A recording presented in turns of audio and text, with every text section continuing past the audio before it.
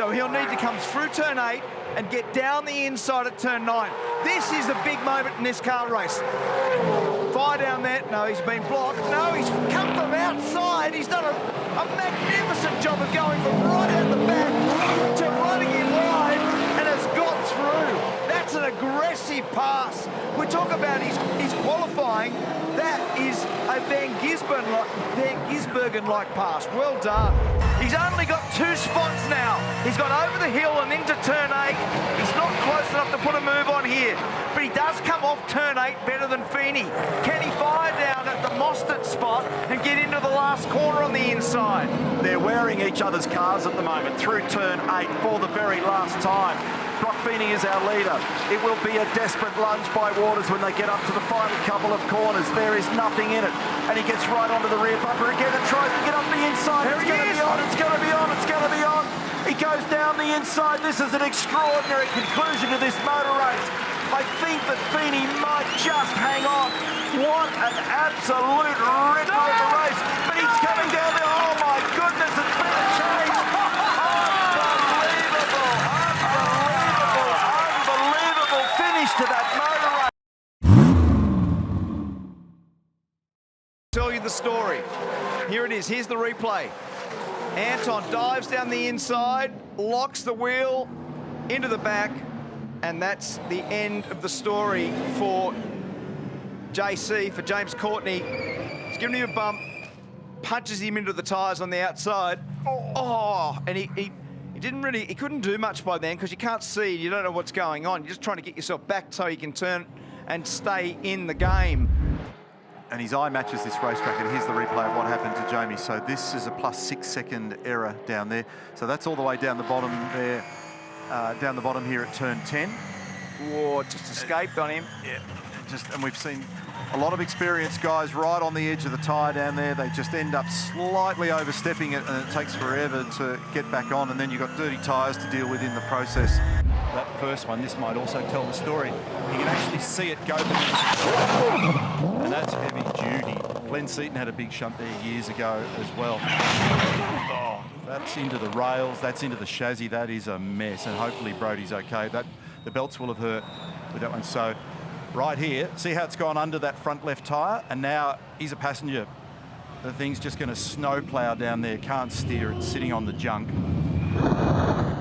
And we'd never see them go in so early there. So we've now got 1 lap to go. So if you're Matt Payne, it's gloves off.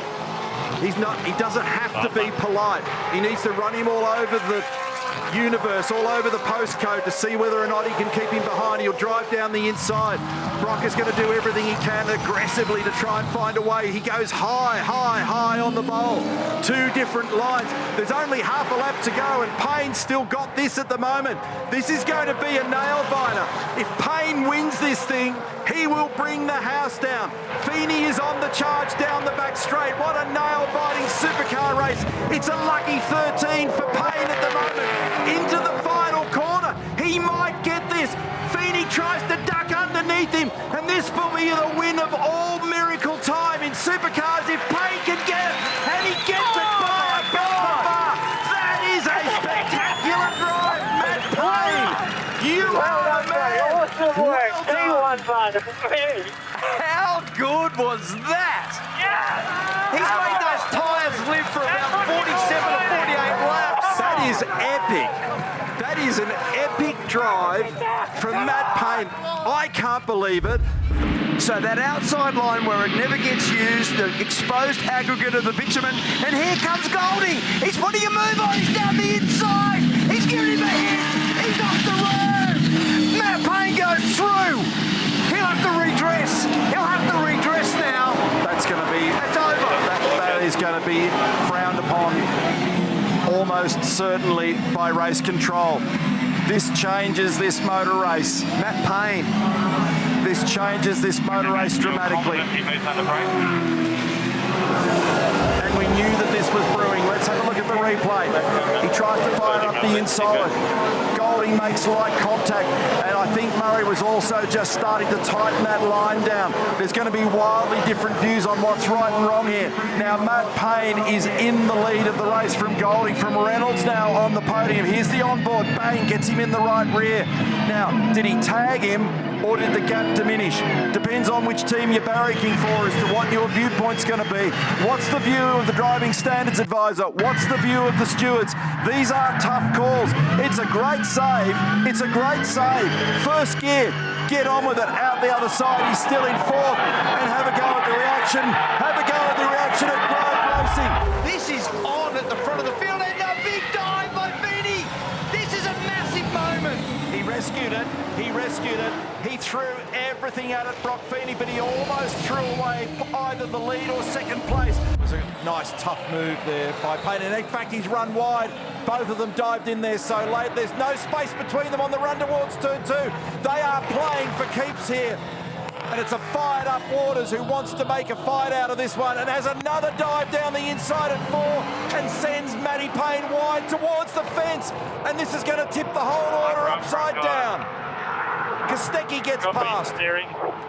Steering damage, I think, Copy that, mate. Copy that. to Waters. Mostert goes by. Green flag, green Position flag. number 4, Mostert, 12 years hunting this Green glory. flag, Can he green stitch flag. it together? And can Brock Feeney make it 3, 2 and 1 to become the champion as the lights change for the BP Adelaide Grand Final?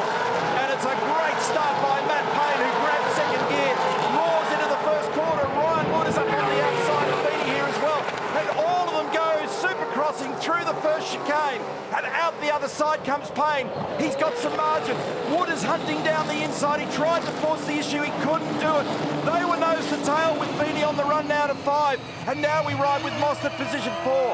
Cold tyres. Second gear out of control. Woody up the inside. There's contact. There's contact. And around he goes. Feeney's pointing in the wrong direction. Contact at the right-hander at turn 5. This is a giant game changer. This is the highest stakes in this game.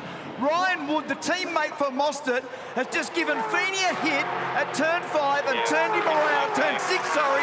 This is huge. Now that is going to be bitterly argued in the background between teams.